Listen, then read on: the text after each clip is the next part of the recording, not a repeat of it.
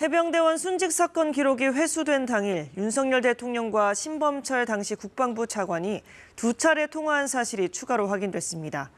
국방부 법무관리관실이 임성근 전 사단장에 대해 구체적인 혐의가 인정되기 어렵다고 본 의견서도 새로 공개됐습니다.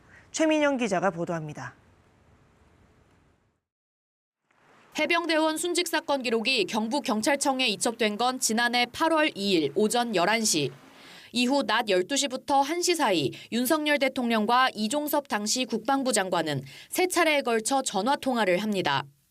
그리고 오후 1시 30분 신범철 당시 국방부 차관은 윤 대통령에게 전화를 걸어 8분 45초 동안 통화를 합니다. 이 통화가 끝나자 유재은 국방부 법무관리관이 경북경찰청에 연락해 사건 기록 회수 의사를 밝혔습니다.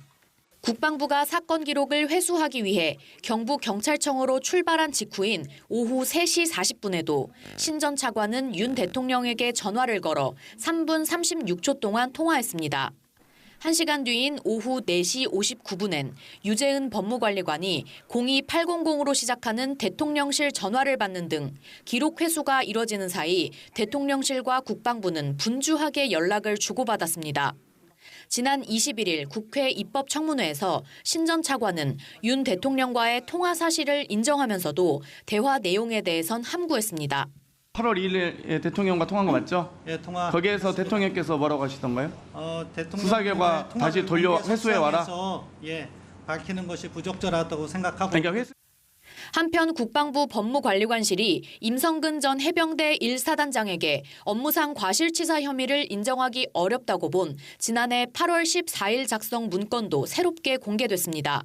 사건 기록을 재검토했던 조사본부는 같은 날 임 전 사단장의 범죄 정황을 담아 중간 보고서를 작성했는데 열흘 뒤 임 전 사단장을 혐의자에서 제외하고 사건을 경찰로 넘겨서 이 문건이 사실상 가이드라인 역할을 한 것이 아니냐는 지적이 나옵니다. KBS 뉴스 최민영입니다.